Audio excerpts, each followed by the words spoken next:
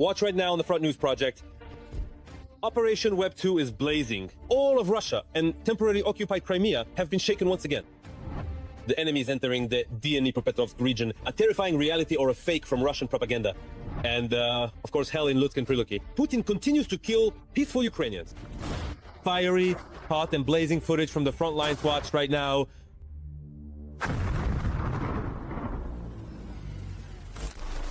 The bloody war continues. A war that Vladimir Putin and his gang unleashed on Ukrainian soil. The heroic resistance of the Ukrainian armed forces and the entire Ukrainian people in their fight for freedom continues. Greetings, this is Front News. Vladimir Timoshenko here with you. In the next 30 minutes, you'll get the truth about the war uncovered by our journalists from the hottest combat zones. So, are you ready? Then let's begin.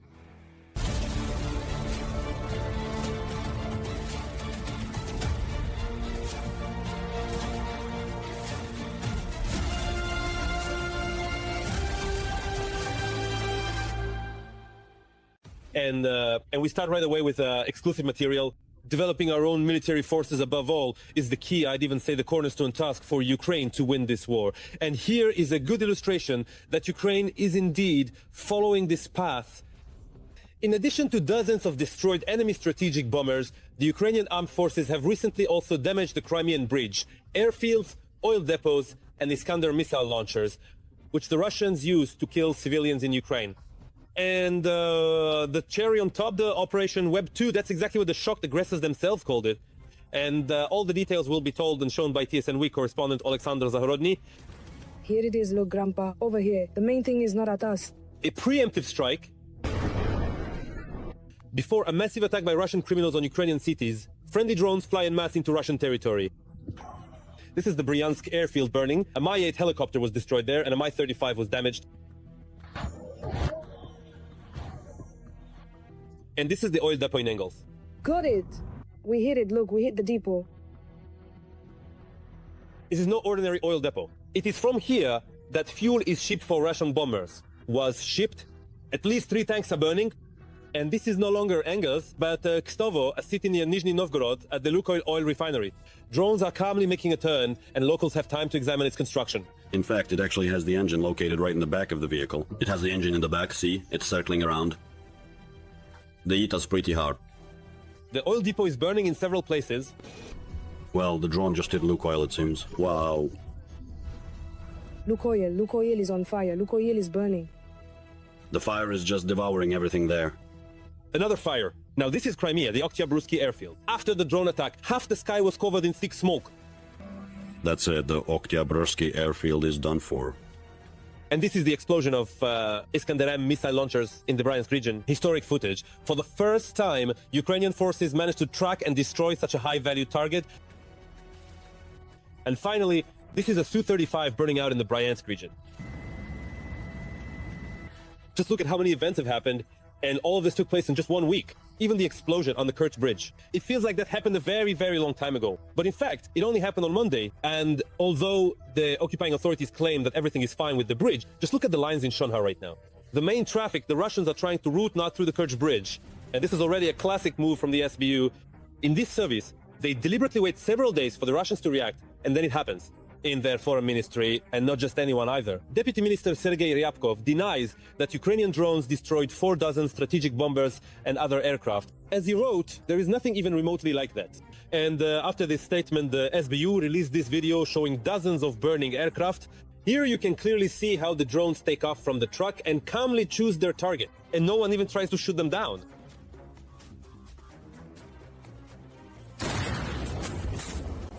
The Russians are trying to hide the scale of the tragedy. They dragged all decommissioned planes to the side of the destroyed aircraft, supposedly to show that everything is still there, and the surviving planes were relocated to the most remote airfields. One Tu-160 was even found in Anadyr. That's 6,600 kilometers from Ukraine. And most importantly, there isn't a single road near this airfield.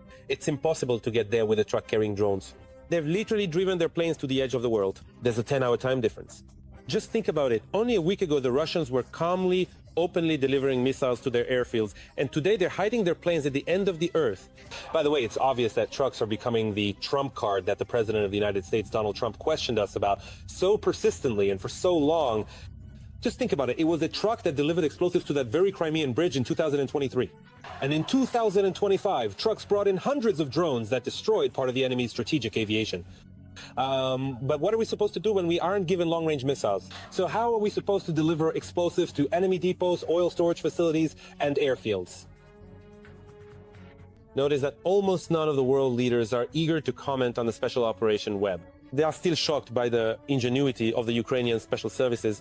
This is a new tactic that requires all of them to come up with new ways to counter such special operations.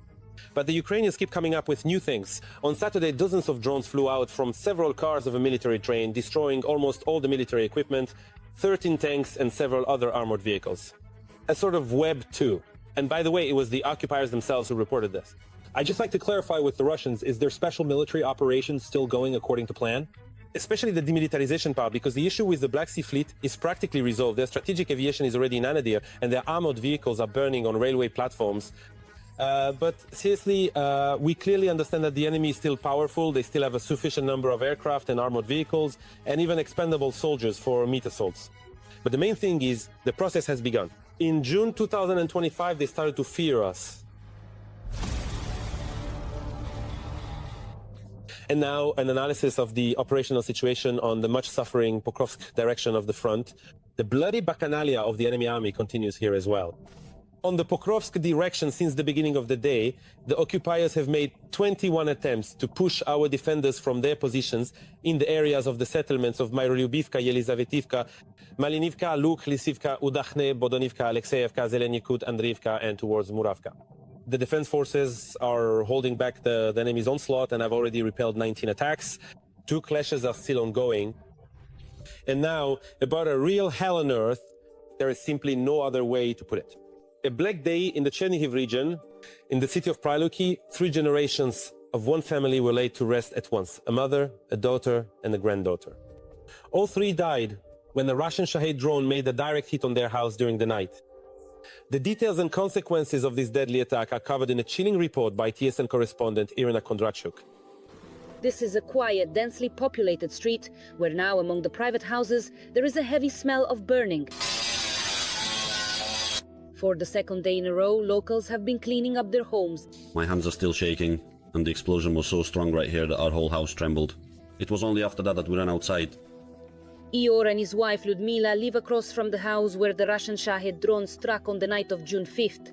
It was a terrifying event. There was shouting, noise, people yelling, "Get Grandpa out! Get Grandma out!" They were shouting, "Get Grandpa out! Get Grandma out!" They did manage to get her out, Lyudmila says, even though the walls and doors had collapsed on top of the woman. It rumbled loud. I ran out quickly. It was a roar. I rushed outside. Grandpa was still shouting, "Why are you standing there?" I said, "What do you mean? Why am I standing? Can't you hear that rumbling?" I had just stepped out, just opened the door. Grandpa buried under rubble. And here he is, 77-year-old Valentin, walking through the charred remains of the family home, trying to spot at least something that survived. But it's really just remnants of belongings. This used to be the bathroom. Over there was the kitchen, the living room, the bedroom. My daughter lived there with her husband. Now there's no daughter, no granddaughter, and no great-grandson. 27-year-old granddaughter Darina and her 1-year-old son Misha came from Kiev to visit for a few days. The old man stayed behind, so that, where the fire left behind charred construction debris, there used to be 5 rooms. This private house was home to 2 families, but a single strike from a Russian drone took the lives of 3 generations of this family at once. That night in Pryluki, there were several fires breaking out simultaneously in different parts of the city all as a result of the enemy drone attack. The police have already received more than 80 reports and statements from citizens regarding the damage. As a result of the massive attack, 2 households were completely destroyed, 15 houses in the private sector were damaged, as well as 15 apartment buildings. Educational institutions, businesses, and infrastructure facilities were also affected. But most of the state emergency services efforts had to be focused on this particular house. We managed to arrive in just 3 minutes, but because our unit was significantly damaged by the powerful blast wave, it became extremely difficult for us to get there safely, and also to leave the area on time. The wooden building, faced with brick, went up in flames like a match. And all of this happened right before the eyes of rescuer Alexander. This is his house, his wife, his daughter, and his only grandson. Kabini knew the process of eating from home. He didn't know he was going home. Everyone was driving. Shahids were falling in the city center. The horror in his eyes, you had to see it to believe it. His daughter served in Kiev City Patrol Police, so patrol officers from Kiev and Pryluki are standing next to him. Everyone is here, police officers, rescuers, and many other townspeople. A great number of people have come to this funeral today. It seems like all of Priluki is here today near this church. Hundreds of people are gathering from everywhere, bringing fresh flowers and soft toys to pay their last respects to the innocently killed. On this terrible night in Priluki, 5 people lost their lives. And this is the greatest tragedy for the city since the beginning of the full-scale invasion.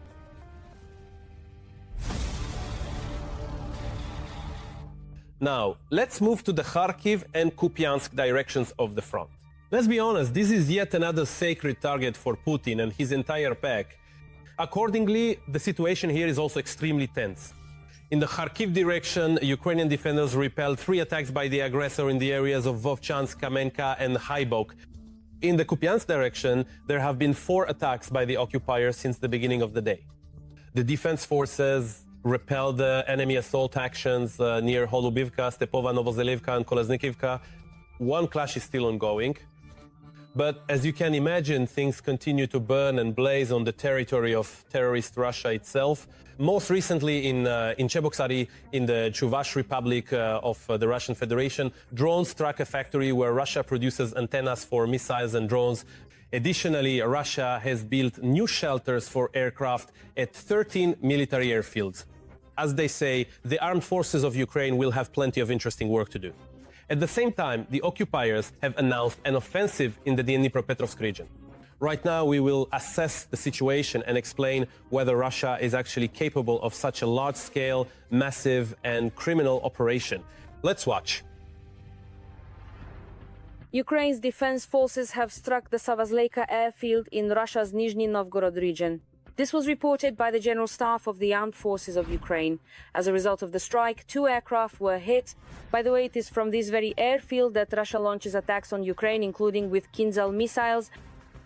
At the moment, Ukraine is carrying out a comprehensive series of attacks on airfields hosting the Russian Federation's frontline army aviation, with the aim of reducing the activity of Russian Aerospace Forces aircraft during strikes on the positions of the armed forces of Ukraine using KABs and FABs. I should note that previously strikes were carried out on airfields hosting the Russian Aerospace Forces. This includes the Milerovo airfield, where, by the way, there is currently a noticeable surge in the construction of engineering structures, specifically for the protection of Russian Aerospace Forces aircraft. And accordingly, strikes have also been carried out on the Savazleyka airfield, which is a base for MiG-31K aircraft, and the Sharoiko airfield. The geography of strikes on the territory of the Russian Federation and the territories it has temporarily occupied is quite diverse. In order to protect their aircraft, the Russians have begun actively building shelters at more than a dozen airfields. As a result, protective structures have appeared at 4 air bases in temporarily occupied Crimea, at military airfields in Alesk, Krimsk, and Primorsko-Akhtarsk, at the Kanskaya Air Base in Adygea, and at airfields in Akhtubinsk, Borisoglavsk, Kursk, and Lipetsk. Recently, earthworks have reportedly begun for the construction of 10 aircraft shelters at the airfield in Engel, Saratov region. It's not just the aircraft that are being hit. In Cheboksary, Russia, the VNIR Progress plant in Cheboksary was struck. Local authorities confirmed that the enterprise was hit, and it immediately halted operations. According to the Telegram channel Astra, this plant produces a key component of Russia's defense against Ukrainian electronic warfare systems, the Kometa antennas. If military facilities are being hit in Russia, then this same Russia is striking civilian populations in Ukraine. To protect its citizens, Ukraine was supposed to receive 20,000 special missiles to counter Shaheeds, according to agreements with former US President Joe Biden. However, the current administration of Donald Trump decided to redirect them to the Middle East, Ukrainian President Volodymyr Zelensky reported. On June 6, French Minister of the Armed Forces Sébastien Lecornu did not specify the exact company, but announced that a major French car manufacturer would produce drones on Ukrainian territory. According to media reports, it is Renault Automatic Group. Montenegro wants to strengthen its position in NATO and help Ukraine. The country plans to set up drone production on its territory, with the intention of later providing them to Ukraine as military aid. Washington will help set up UAV production, allocating $15 million for this purpose. The Russians also have successes that look more like a mental disorder.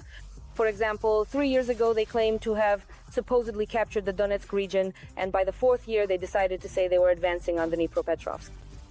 There is no objective evidence indicating that Russian occupation forces have reached the administrative borders of the Donetsk and Dnipropetrovsk regions. I would note that this is not the first time the Russian side has spread such informational provocations. Literally a month ago, the Russian side already reported that assault units of the occupation army had supposedly reached the administrative borders of the Dnipropetrovsk region. According to experts, the appearance of this information is yet another information and psychological operation by the Russian side since the start of the negotiation process in Istanbul. The Russians are doing this to twist the Ukrainians' arms during the process of reaching a peace agreement. And now it's time to analyze the current situation on the Novopavlivka section of the front. The Russian world continues here as well to destroy, kill, and maim. Today, on the Novopavlivka direction, the enemy attacked 8 times near the settlements of Novozelka, Zelenopol, Volnopol, Vezele, and in the direction of Shevchenko and Zaporizhia. One battle is still ongoing. The settlements of Zaporizhia and Novopil were hit by airstrikes with guided bombs. These have also been very difficult days for Western Ukraine. Ternopil and Lutsk experienced the most massive attack since the beginning of the full-scale invasion. In Lutsk, the Russians attacked with 6 missiles and 15 drones. A high-rise building was hit, 27 people were injured, 1 person was killed, and another young woman is missing. TSN correspondent Tatiana Komic visited the scene of the bloody events. We present to your attention her report filled with pain. Because of the night attack, this apartment building suffered the most. One of the entrances completely collapsed from the first to the top floor. The roof was also partially destroyed. Rescue operations have been ongoing here since early morning. Near the destroyed building are the relatives of a young couple who rented an apartment on the 8th floor. Nikolai is 26 and his girlfriend Vanya is 24 years old. The young couple was supposed to get married very soon. The apartment where they lived was completely destroyed. Their relatives held out hope for good news until the very end, but at noon, rescuers found the man's body. His girlfriend's phone is ringing, but he isn't answering. Completely destroyed, nothing left from the 5th floor down to the 1st. Right before the explosion, I drove my car just a couple of meters away, and then there was a flash behind me. 5 civilians were evacuated from this building, you could say, in total, saved. There could have been more victims, but many people, after hearing the alarm, went down to the shelters. In total, about 30 people were injured as a result of the enemy attack. They say everything happened very quickly. They heard a rumble, and almost immediately there was an explosion. The injured suffered bruises, fractures, and lacerations. For the most part, these are minor or moderate injuries. People are trying to recover from the shock, sharing stories about what they went through and footage they took at night during the rescue.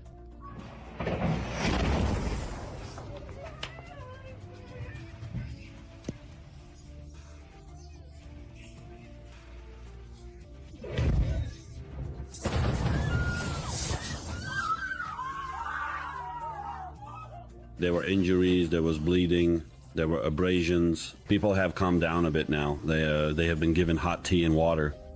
The building is made of panels, which makes clearing the debris much more difficult. If it were made of brick, it would be easier. In addition to this apartment building, the blast wave damaged dozens of private homes, commercial buildings, vehicles, and educational institutions. Doors and windows were blown out there. I was lying under the window. When it exploded, something from the ceiling hit me on the head. I started feeling around, checking if there was any blood. It seemed like there wasn't, and it was dark too. I didn't hear anything. Just an explosion, that's all. We had taken cover. If we hadn't, we'd have been right here. The shrapnel even flew all the way over there. Athletes from the Ukrainian national track and field team who had come for a competition were caught in the shelling. They were staying at a hotel near where the strike occurred. No one was injured because they managed to run away from the windows in time. We sat down in the corridor. We sat in the corridor and stayed there until 4:30 in the morning. Then there was a big explosion. We immediately ran downstairs, and by then everyone there was already a bit injured. Some people were bleeding, others had bandages. Some had blood, some had bandages. There were people there who had been wounded. One person was losing blood, and I immediately started looking for a tourniquet or some kind of band to help him. And the irony is that just yesterday, Victor and I took an exam on this very topic on medical aid. Near medical aid, bedding was destroyed nearby. A relief station was set up near the destroyed house. Here, residents are provided with water, food, and also tea. The local authorities also offered temporary housing to people, but most decided to spend the night with relatives. Now, let's analyze in detail the situation on the Guliaipol and Orekov directions of the front. The enemy is active here as well. On the Guliaipol direction, since the beginning of the day, one engagement with the enemy near the settlement of Malinovka has been repelled. 2 more engagements are still ongoing. The settlements of Guliaipol and Olgovskoye were hit by an airstrike with unguided rockets. In the Orekov direction, our defenders repelled 3 enemy assaults in the areas of Novoandrievka, Stepnoye, Nesteryanka, and towards Pavlovka. One engagement is still ongoing. At the same time, the enemy carried out airstrikes on Novoandrievka and Kamenskoye. And also, on the night of June 6, Russia launched a massive drone and missile attack across all of Ukraine. But once again, in the Russian Federation itself, local residents can I only dream about it. Several loud explosions were heard in the Saratov, Tambov, and Ryazan regions. In the hope of saving at least something, the Russian authorities decided to hide one of their assets. We'll tell you exactly where in just a minute. At the same time, there's another very interesting fact. The daughter of Keith Kellogg, the US Special Envoy for Ukraine and Russia, responded to the attack on Kyiv and questioned whether Putin is truly ready for peace. Symbolic, isn't it? We'll go into more detail on all these topics in the next analytical segment. Russia has once again carried out one of the largest attacks on Ukraine.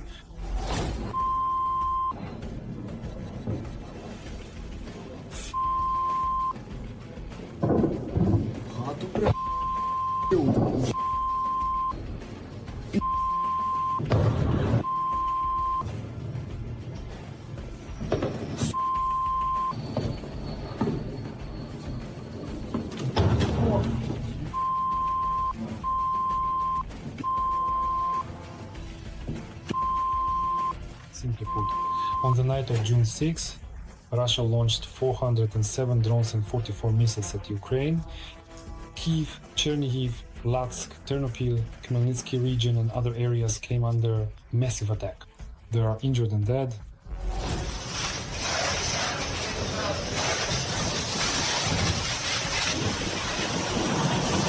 But at the same time, Russia was getting what it deserved in return.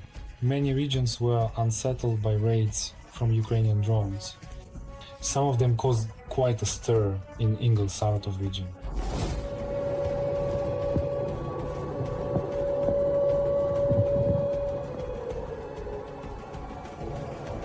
A fire broke out at an oil depot that supplies fuel to the Engels 2 military airfield where bombers are stationed. Explosion, fire, smoke, all of it was spectacular without a doubt. I know, this fuel is very specific for airplanes. You can't just go buy it at a gas station, bring it in a tanker truck and refuel a plane. It's quite unique. With some additives, mixtures. And again, just like that, it's not sold at gas stations. For a certain period of time, we deprived the Russian Federation of specific fuel reserves.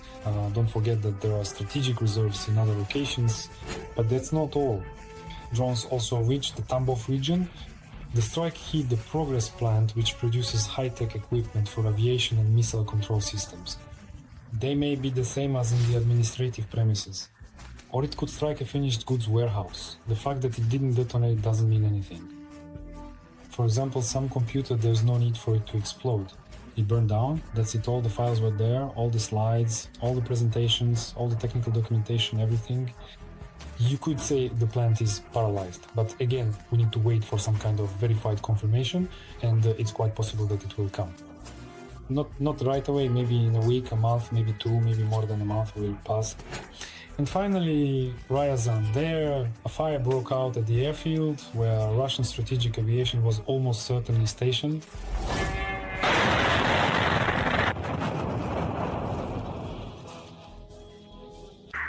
By the way, speaking of Russian planes, After the successful web operation, the Russian authorities apparently couldn't think of anything better than to hide the Tu-160 at an airfield all the way in Chukotka. Well, that's quite a predicament. For Ukrainian drones, the issue isn't even the distance, it's just that a truck loaded with drones simply can't get there. After all, there's no road to the airfield, unfortunately. They were frantically in emergency mode searching for some remote airports to relocate to, abandoned airfields to land at. But before landing there, the local counterintelligence and police combed through the nearby forests, the closest gas stations and clearings, looking for any outsiders or any suspicious cargo or containers. Although perhaps the Russian authorities were also frightened by the effective work of Ukrainian drones in the Bryansk region. After all, according to Russian media reports, the Bryansk airport was attacked and Mi-8 and Mi-35 helicopters were destroyed. Yes. Ooh! Nevertheless, despite Trump's hopes that Putin will come to his senses, Deputy Head of the Presidential Administration Pavel Pali stated that Russia plans to occupy the Donetsk and Luhansk regions in the fall, and then to create a buffer zone along the northern border by 2026. We don't know under what circumstances he was asked, what exactly he was asked, or why that particular rhetoric was used. Perhaps he was asked what the Russian Federation envisions, and maybe he voiced his own perspective on future plans. But as for me, given the current state of the Russian Federation, I don't think they have the resources to accomplish everything he mentioned by the end of 2025 or, I don't know, by the end of 2026. Kellogg's daughter also responded to the overnight attack on Ukraine, writing on social media that it was a loud night in Kyiv and that, in her view, Russia does not want peace.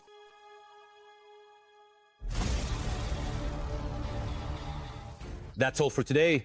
But very soon, Front News will bring you new, unique reports from our journalists in the hottest spots of the war, gathered so that you know the truth. This was Volodymyr Tymoshenko with you. Take care of yourselves and your loved ones.